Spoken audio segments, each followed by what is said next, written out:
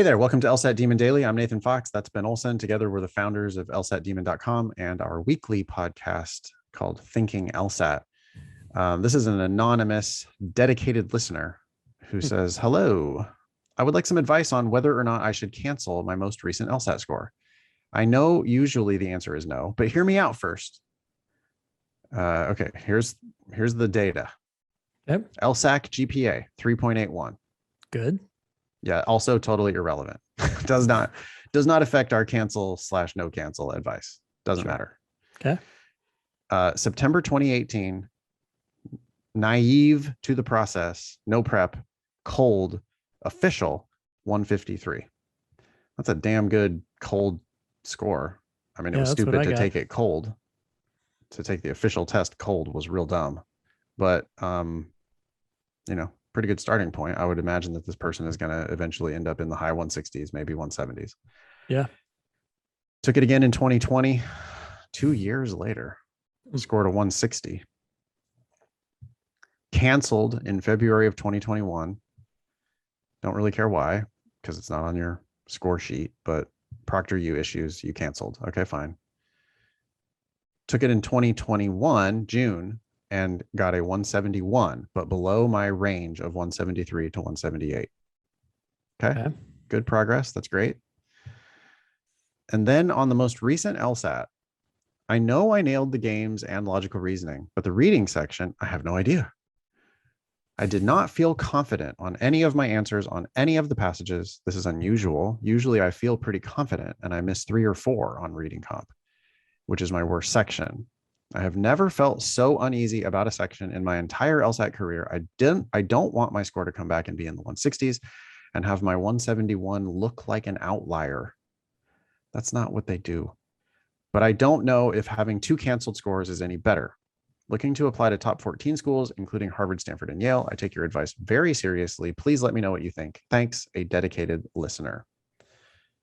What's your advice? Our same reasoning applies to this case as it does to 99% of all their cases. Yeah, but hear me out. Yeah, okay, I'll hear you out. But we've heard out hundreds or thousands of students asking the same damn question. Yep. Go ahead. So let's assume that you get a 165, right? Okay, worst case scenario. It's not worst case scenario. It's almost guaranteed not that bad. Okay. Yeah, but let's just walk through the worst case scenarios, right? You get a 165. Well, they're going to take your 171. That's what they have to report to the ABA. That's what ends up going to the US News and World Report rankings system, which is what they're so concerned about.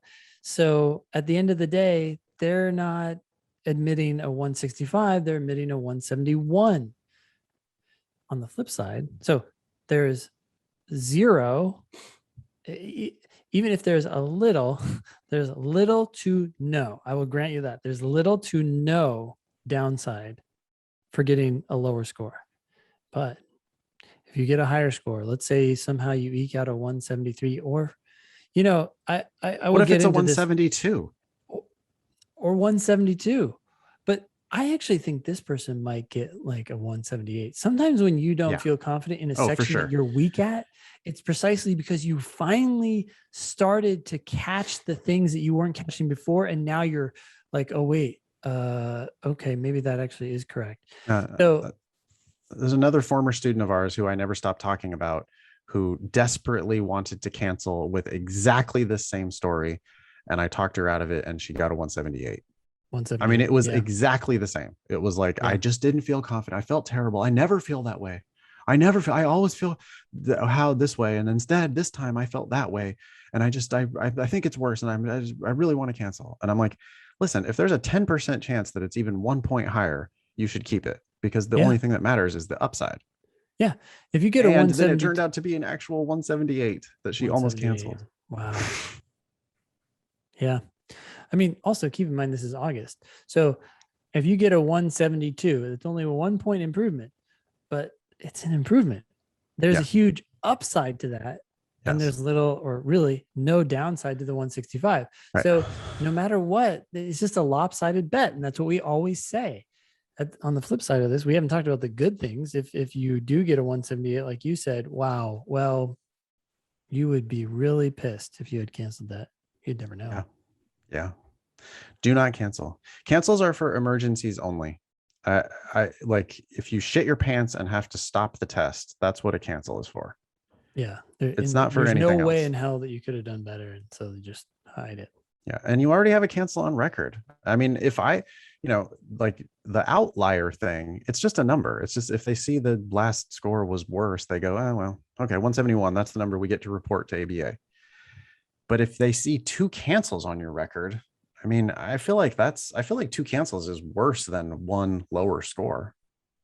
Yeah, like why can't you get your act together and like what's going on with all these cancels? Yeah, that would be, to me, if I was looking for red flags, the cancels would be a lot worse than like a 1 lower score. I don't care.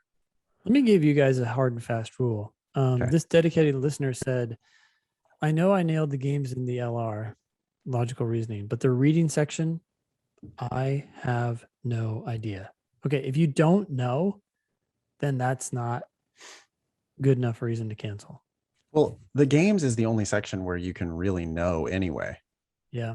I mean, if students are just notoriously terrible at predicting their own performances, you don't know how you did. So stop trying to prognosticate. If you sit for the test, you keep your score. That's it. Yep.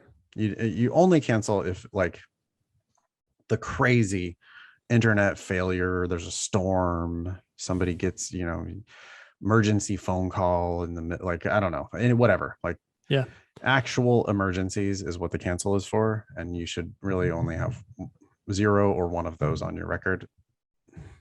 Canceling because you don't think you did your best is, you don't know that. So just keep it. Man, you already paid the $200. You already sat there for the 3 hours. You you did all the things, and it's just so tragic then to just say, oh no, I don't care what the result of that one was. Yeah. Okay.